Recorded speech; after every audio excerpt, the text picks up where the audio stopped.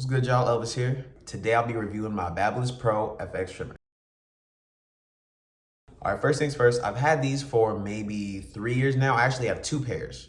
And this is not how they originally looked. This is actually the second time I painted them. And a while back, I actually posted a video where I customized these as well as my FX trimmers and the faceplates for my masters. The link will be on the screen and or the description. And over these 3-ish years, I have very few complaints. Hands down, these are my favorite trimmers to use. As far as the motor, I think these are for sure the strongest cordless trimmers I've ever used. They're excellent for balding and they're strong enough to cut through the thickest hair. But I don't recommend that because while they do that well, that's not what trimmers are engineered to do.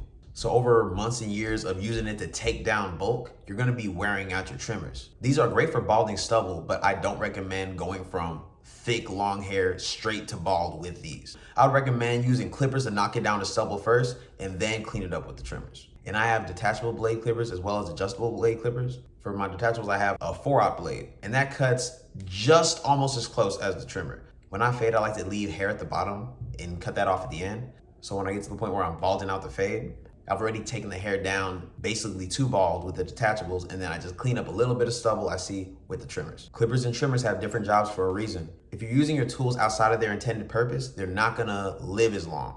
And a pro tip, if you have tools for specific purposes, then your tools will live longer because each individual tool is getting less use. Like these, I don't actually even use to line up. These are specifically to clean up stubble. Because the trimmers I usually use to line up, the Slimline Pros, I had the blade set so perfect that even though I could set these pretty well, they weren't set as perfect as my Slimline Pros. And barbers understand me. You can have your trimmer set just right and then reset it and it will not be the same. It still probably be all right, but it won't hit the way it was before. So adjusting your trimmers can be like a hit and miss a lot of the times until you get like really consistent at being able to do it well. But speaking of setting trimmers, one thing I love about these, when they engineered these, they really took barbers into consideration. Of course, you have the whole skeleton thing going on, so it's a lot easier to see where the blade is moving, and especially when you're lining up the mustache and whatnot, the body of the trimmer isn't getting in the way of your vision as much. But also, these specifically come with a tool to set the blade. Like, you don't have to do the whole, like, adjusting the blade on a mirror surface type shit anymore.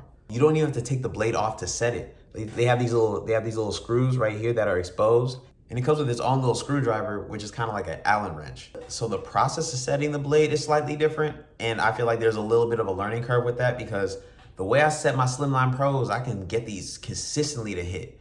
But this is it takes a little bit more effort just because I don't have as much experience setting this kind of blade. But speaking of setting blades, I don't zero gap any of my trimmers because that is unnecessary. Trimmers don't need to be so sharp that they can actually cut the skin. They only need to be sharp enough for the blade to catch the hair and cut it cleanly. If you need to be sharper than that, use a razor. And if you're using a razor correctly, you're gonna cause way less irritation on your client's skin. All right, so I kind of just started getting into pros. One thing I have noticed about these, but I guess it's kind of anecdotal because I tend to do things different, but I very, very rarely have to charge these. I might charge them once every 2 weeks.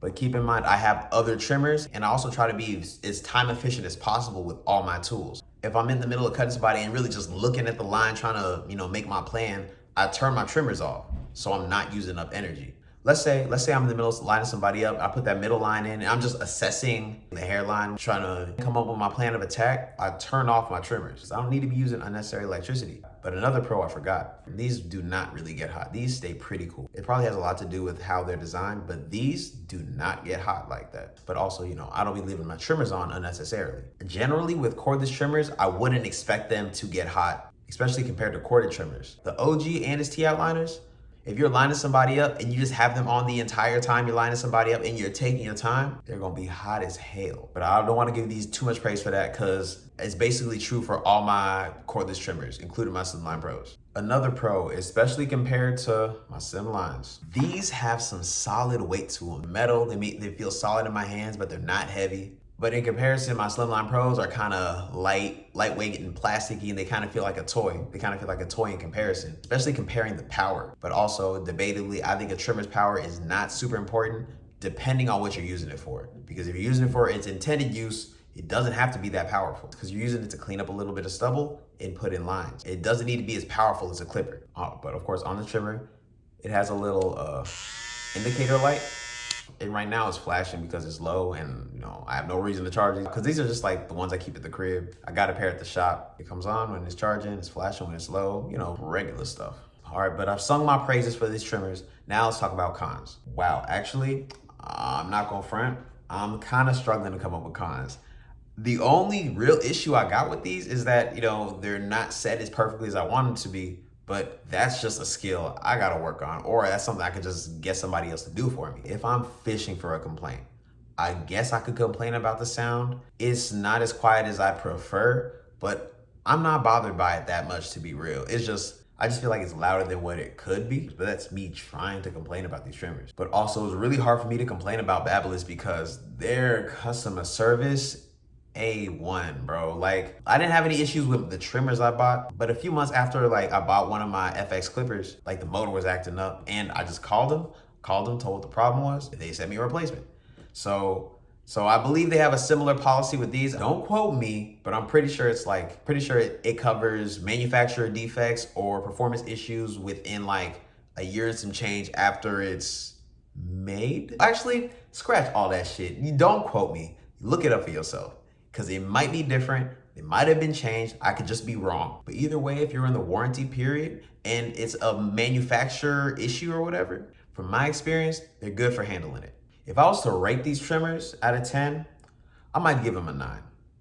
But keep in mind, I've never used a trimmer that I thought was a 10. These have really set the bar. And I hear that they actually dropped some updated ones. So I'm curious about what those are like, but also I don't really have a reason to upgrade right now. I'd recommend these to any barber, veteran or beginner. All right, so that's my review of the Babyliss FX trimmers. Like, if you have questions, concerns, you want to share your review or your experience with these trimmers, we would all appreciate it. You just drop it in the comments below.